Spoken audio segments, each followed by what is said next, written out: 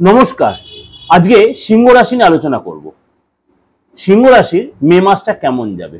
আপনারা প্রত্যেকে খুব উদ্গ্রীব হয়ে বসে আছেন যে পাঠ্যদা এই মাসে সিংহ রাশি নিয়ে কি আলোচনা করবে, যারা সিংহ রাশির লোক বা আপনার ফ্যামিলি যারা সিংহ রাশি রয়েছে। কেননা আপনারা ভাবছেন আপনার ঢাইয়া ঢুকে গেছে, শনি তার পিশাচযোগ্য তৈরি, খুব ভয়ে আছেন। একদম ভয় পাবেন না।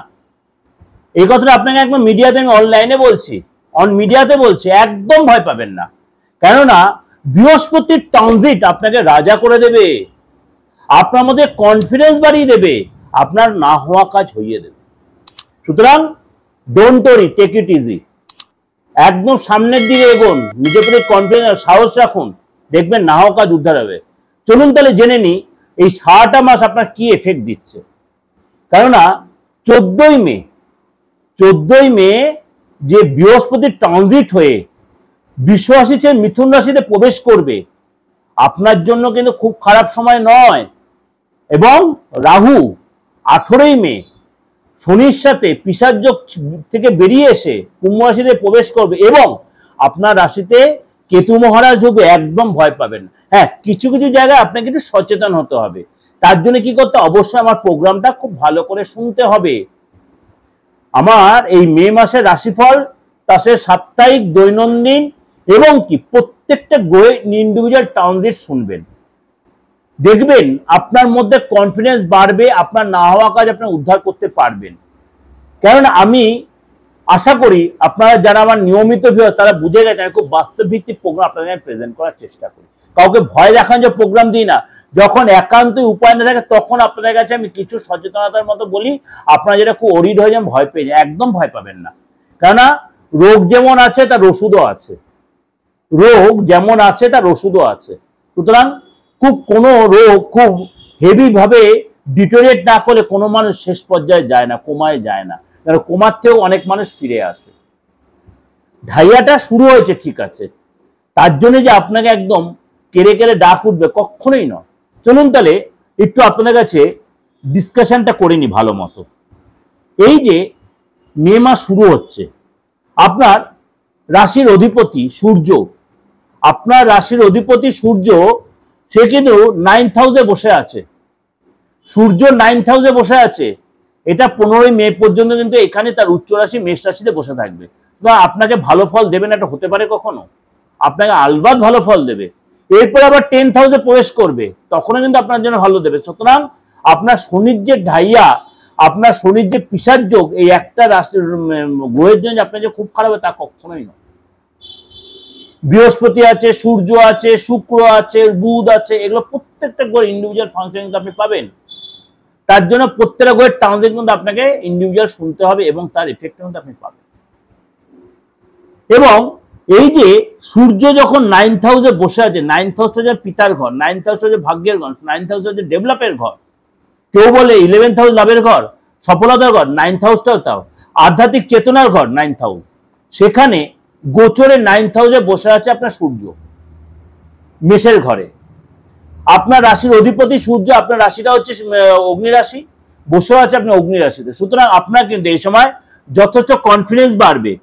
আপনার কিন্তু এই সময় বিশেষ কোনো লোকের সাথে যোগাযোগ হবে, সেলিব্রিটি বা কোনো ভিআইপি পার্সনের সাথে, সে আপনাকে যথেষ্ট গাইড করে সাপোর্ট দেবে। সরকারি যে আটকে থাকা কাজগুলো, সরকারি যে আটকে থাকা যোজনা, আপনি যখন সরকারি কাজে সেখানে আপনি সাপোর্ট পাবেন। সরকারি আটকে থাকা কাজও সেখানে আপনি সাপোর্ট পাবেন। আপনি এই সময় সম্মানিত হবে, অ্যাওয়ার্ড পাবেন। শরীর স্বাস্থ্য নিয়ে আপনাকে একটু সচেতন থাকতে, বিশেষ করে কোনো চোট আঘাত লাগতে পারে মুখমণ্ডলে কোনো। এবং আপনাকে বলবো, মানে কি বলবো, যে প্রচুর দৌড়ঝাঁপ করতে হবে। আপনি কিন্তু লেথার্জি একদম দেখাবেন না। দৌড়ঝাঁপ যদি করেন আপনাকে অনেক বেশি সাপোর্ট পাবেন। শরীরটা ঠিক রাখতে যোগা জিম করবেন, প্রেশারটাকে কন্ট্রোলে, রাগ একদম আনবেন না।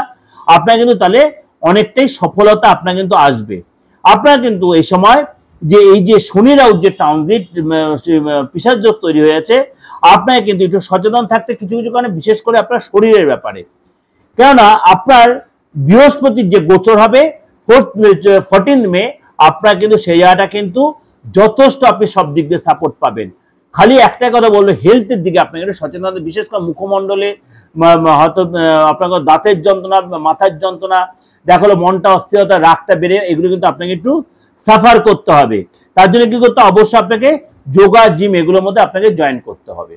আর্থিক জায়গাটা বলি, 18 তারিখ পর্যন্ত কিন্তু আপনাকে মানে অর্থ আসবে ঠিকই, কিন্তু আপনাকে এক চান্স যে অর্থ আপনি দীর্ঘদিন মার্কেটে পড়ে আছে অর্থ পাবেন, কিন্তু আপনার অনেক বেশি আপনাকে তাকে নক করতে হবে, খোঁচাতে হবে, ফোন করতে হবে, তাহলে ইনস্টলমেন্ট আপনি অর্থ পাবেন, সেটা আপনি মেনে নেবেন।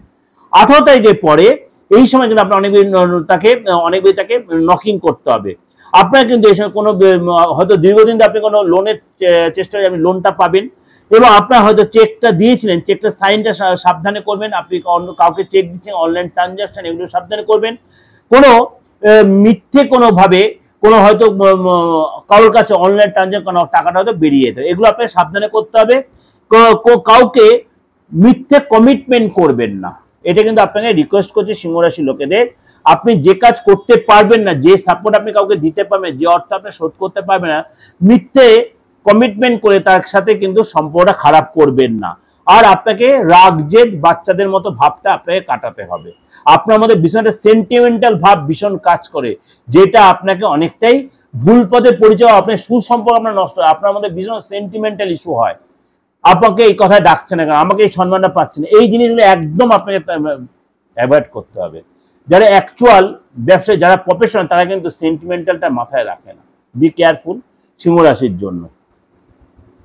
19 তারিখের পরে কিন্তু আপনার যে প্রবলেমগুলো সাফার করছে, আত্মীয়দের যে খরচা হচ্ছিল, ইলেকট্রিক বিল, আপনার কুলার, এসি এসে যে খরচা হচ্ছিল, এগুলো কিন্তু আপনার অনেকটাই রিকভারি হয়ে যাবে। অর্থাৎ 19 তারিখের পর বড় ধনলাভ হবে, বড় প্রাপ্তিযোগ হবে, আপনি কোনো কমিশন পাবেন, পুরনো অর্থ লাভ হবে, এবং আপনার সুসম্পর্ক পরিচিত কোনো ব্যক্তির মাধ্যমে আপনি কিন্তু ধনলাভ করতে পারবেন। বিশেষ করে পিতার কাছ থেকে আপনি হেল্প পাবেন, পিতা আপনার যথেষ্ট মেন্টালি সাপোর্ট দেবে এই সময়। কিন্তু ফ্যামিলি লাইফটা বলি, যেহেতু দ্বাদশ আপনার মঙ্গল বসে আছে, অর্থাৎ কর্কট রাশিতে আপনার মঙ্গল বসে আছে নিচস্থ হয়ে মঙ্গল বসে আছে, আপনার কিন্তু এই সময় প্রপার্টি রিনোভেশনের পিছনে, এসি কুলার এসব পিছনে, কোনো আপনার টাইলসের কাজ বা বাথরুমের কাজ, এসব পিছনে আপনার খরচ হবে।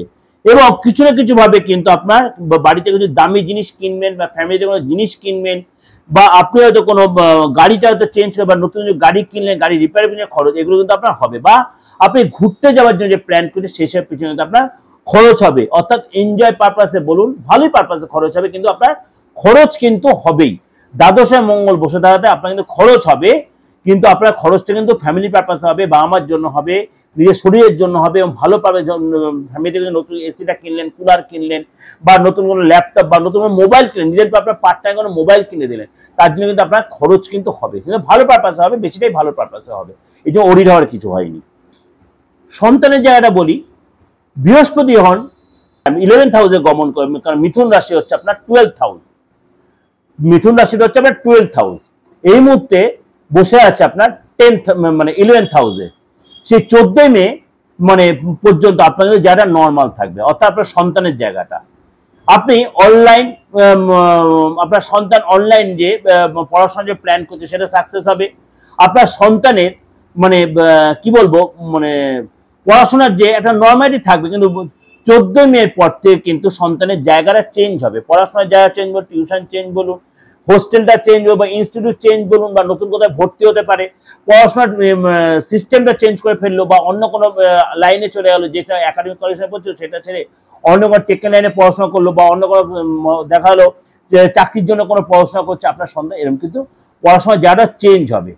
আপনার সন্তান তার ইনস্টিটিউটে চেঞ্জ, অর্থাৎ নতুন কোনো শহরে গেল, জাস্ট চেঞ্জ, সন্তানের লাইফের একটা চেঞ্জ আসবে, সুতরাং সেটা বেটার হবে, রেজাল্ট ভালো হবে, আটকে থাকা কাজ সন্তানের ভালো হবে। অর্থাৎ 14 মে পর থেকে কিন্তু সন্তানের জায়গাটা ভালো দেখা যাচ্ছে। চাকরির জায়গাটা বলি, আপনার কিন্তু চাকরির জায়গাটা 18 তারিখ পর্যন্ত অফিসে আপনাকে খুব সতর্ক থাকতে হবে। 18 তারিখ যেহেতু পিশাচ যোগে পড়ে রয়েছে শনি মীন রাশিতে অষ্টম হাউসে, আপনাকে কিন্তু কাজের জায়গাটা খুব সতর্ক থাকতে হবে। আপনাকে কেউ মিথ্যেভাবে কোনোভাবে ফাঁসিয়ে দিতে পারে, সেটা যেন না ফেসে যান, চোখ কান খুলে রাখতে হবে।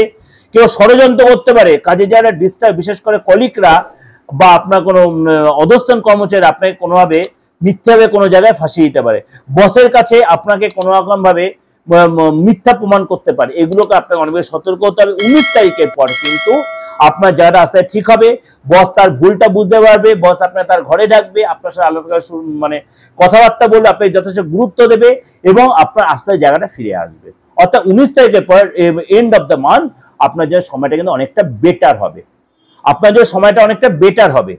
এগুলো যে ভেঙে ভেঙে বলছি আপনাদের কাছে, অনেকটাই আপনাদের কাছে আমি প্রেজেন্টেশনটা করছি কারণ আপনাদের যেন কোনো ক্ষেত্রে প্রবলেম না হয়। সারাটা মাস এর জন্য আপনাদের খুব বুঝতে সুবিধা হয়, যেটা আপনারা আমার হোয়াটসঅ্যাপ মেসেজ দিয়ে লিখছেন, খুব ভালো লাগে।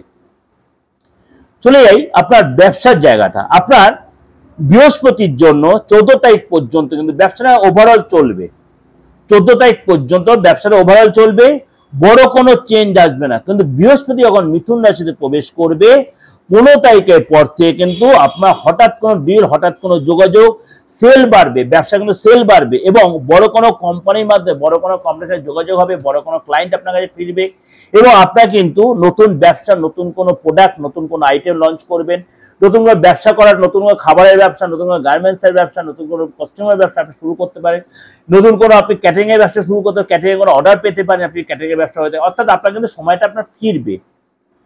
আফটার 14 মে আপনার কিন্তু ব্যবসার জায়গাটা যথেষ্ট ডেভেলপ করবে সিংহ রাশির জন্য এবং আপনার বৃহস্পতির ট্রানজিট আপনার জন্য কিন্তু একটা মিরাকেল চেঞ্জ আসছে সিংহ রাশির ক্ষেত্রে, কখনোই ঢাইয়া নিয়ে ভয় পাবেন না। দাম্পত্য লাইফটা বলি, দাম্পত্য লাইফে কিন্তু আপনার 18 তারিখ পর্যন্ত আপনার কিন্তু কোনো কারণে আপনার ইয়ের সাথে যে প্রেম করছেন, যে তার সাথে কোনো কারণে আপনার সন্দেহ একটা বাতাবরণ তৈরি হতে পারে, বাদ বিবাদ হতে পারে, মতভেদ হতে পারে, মতনৈক্য হতে পারে। আপনার কিন্তু মাথা ঠান্ডা রাখতে, কিন্তু আপনিও সেন্টিমেন্টাল, আপনার পার্টনারও যে সেন্টিমেন্টাল হয়, রিলেশনটা কিন্তু ব্রেকআপের জায়গায় চলে যেতে পারে। অর্থাৎ এই জায়গাটা আপনাকে কিন্তু সিংহ রাশি লোকে সতর্ক হতে হবে। পার্টনারের চোট আঘাত লাগতে হয়, হাত পায়ে ব্যথা হতে হয়, পড়ে গিয়ে চোট লাগতে পারে, পার্টনারের কোনো কোনো অর্থ লস বা ধন লস বা কোনো অনলাইন ট্রানজেকশন, অন্য কোনো জায়গায় ট্রান্সফার করে টাকাটা লস হয়ে যেতে পারে। 19 তারিখের পর থেকে কিন্তু পরিস্থিতি আস্তে আস্তে চেঞ্জ হবে। পার্টনার কোনো জায়গায় ট্রাভেল করবে, কোনো ট্যুরে যাবে, আপনাকে প্রেশার করবে যাওয়ার জন্য, আপনি সাথে সম্মত হবেন, একসাথে অনেকটা সময় কাটে, কোনো জায়গায় তো লাঞ্চ করতে, ডিনার করতে গেলেন, বা দেখা গেলো কোনো তীর্থস্থানে আপনি অনেকটা সময় কাটালেন, কোথাও শপিং মলে কেনাকাটি করেন, অর্থাৎ সময়টা আস্তে আস্তে আপনার ফেভারে আসবে এবং সরকারি পার্টনার কেন সরকারি লাভ মিলবে। পার্টনার নতুন কোনো মোবাইল, নতুন কোনো ডিভাইস, নতুন কোনো ল্যাপটপ, নতুন কোনো ডেস্কটপ হয়তো কিনলো, অর্থাৎ সময়টা কিন্তু আস্তে ফেভারে আসবে এবং আপনার পার্টনারের মধ্যে ঘুমের প্রবলেম আসবে। পার্টনার এই 18 তারিখ পর্যন্ত বি কেয়ারফুল, 18 তারিখ পর্যন্ত পার্টনারের কিন্তু শরীরের প্রবলেম, বিশেষ করে ঘুমের প্রবলেম, প্রেশারটা বেড়ে যাওয়া, মাইগ্রেনের প্রবলেম, চোখে জল আসবে, কোনো কাজে মন লাগবে না, এগুলো কিন্তু পার্টনারের ক্ষেত্রে। আপনারও পার্টনার রাগ বাড়বে বা আপনার পার্টনার 19 তারিখের পর থেকে কিন্তু আপনি বিবাহিত হন, দেখবেন আস্তে পার্টনার জায়গাটা থিতু হচ্ছে, পার্টনার জায়গাটা থিতু হচ্ছে, প্রেম বাড়বে, ওর মধ্যে আন্ডারস্ট্যান্ডিং বাড়বে এবং আপনাদের মধ্যে কিন্তু আস্তে আস্তে অনেকটাই জিনিসটা নর্মালিটি চলে আসবে। আপনাদের একটা কথাই বলি সিংহ রাশির লোকের, এই মে মাসে কিন্তু আপনার বৃহস্পতির ট্রানজিটের জন্য আপনার কিন্তু আর্থিক জায়গাটা যথেষ্ট ভালো হবে। দীর্ঘদিন ধরে মার্কেটে যে অর্থ পড়ে আছে, পুরনো আটকে থাকা অর্থ কিন্তু আপনি অনেকটাই রিলিফ বা অনেকটাই রিকভারি করতে পারবেন, অর্থাৎ তুলতে পারবেন। তাহলে আপনাকে অনেক বেশি ওখানে লেবার দিতে হবে। আপনি কোনো প্রপার্টি কিনতে পারেন, আপনি কোনো গাড়ি কিনতে পারেন, নতুন কোনো বা গাড়িটা রিপেয়ার করলেন বা পুরোনো গাড়িটা আপনি সেল করে দিলেন, নতুন কোনো গাড়ি কিনলেন, বা প্রপার্টি হয়তো দীর্ঘদিন ধরে আপনি বেচতে পারছেন, এই সময় প্রপার্টিটা বেচে আপনি ভালো এখানে লাভ ঘরে তুলতে পারবেন। অর্থাৎ আপনার কিন্তু এই সময় কিন্তু সময়টা অনেকটাই ফেভারে আসবে। যেমনি অর্থ যেমনি আসবে, অর্থ কিন্তু আপনার খরচও হবে। বাড়িতে কোনো আপনার অতিথি আসতে পারে, কোনো মেহমান আসতে পারে, তার জন্য আপনার কিন্তু তার জন্য খরচ হবে। আপনার ইলেকট্রিক বিল, এসির বিল, কুলারের বিল, এসব পিছনে কিন্তু খরচ হবে। কোনো রিপেয়ার রিনোভেশনের পিছনে কিন্তু খরচ হবে, বাবা মার জন্য কিন্তু খরচ হবে, পার্টনারের জন্য কিন্তু খরচ হবে। অর্থাৎ আপনার ইনকাম হবে কিন্তু তার সাথে সাথে তাল মিলে আপনার কিন্তু খরচ হবে। এটা কিন্তু আপনি মেন্টাল প্রিপারেশন রেখে রাখবেন। বাবা মাকে সেবা করতে হবে, তাহলে বাবা মার থেকে কিছু হেল্প পাবেন, কেন 9th হাউসে সূর্য, আপনার কিন্তু বাবা মার সেবা করতেই হবে, ইচ্ছা অনিচ্ছার বিরুদ্ধে আপনাকে করতেই হবে। বাবা মার থেকে আপনি লাভ পাবেন, বাবা মা এর সঙ্গে কোনো গিফট পাবে, বাবা মা আপনাকে কিছু গিফট দেবে, আপনি বাবা মাকে কিছু দেবেন, বাবা মা কোনো সরকারি লাভ পাবে, বাবা মা প্রভিডেন্ট ফান্ড থেকে লাভ পাবে, বাবা মা যে পেনশন পাবে সেখান থেকে লাভ পাবেন, কোনো এফডি থেকে লাভ পাবে, কোনো শেয়ার থেকে লাভ পাবে, কোনো এলআইসি থেকে লাভ পাবে। বাবা মার কিন্তু হাতে এসে অর্থ আসবে, আপনি বাবা মার সেবা করেন, বাবা মা যে মনোপোষণ করতে পারেন, আপনিও সেই লাভটা আপনার ক্ষেত্রেও আপনি দেখতে পাবেন। এটা কিন্তু ওভারঅল ডিসকাশন করলাম। তা সত্ত্বেও আপনাদের মিলতে বাধ্য, ওভারঅল হলো 99% মিলবে। আমি হলপ করে বলছি। অবশ্যই ভালো লাগলে লাইক করবেন, শেয়ার করবেন, আর যত পারবেন লোকের কাছে আপনার আপনজন পরিচিত শেয়ার করলে এই প্রোগ্রাম, এই বাস্তবিক প্রোগ্রাম সবার কাছে পৌঁছে যাবে। ভালো থাকবেন, ভগবান আপনাদের মঙ্গল করুক, মনের ইচ্ছা পূর্ণ হোক। নমস্কার।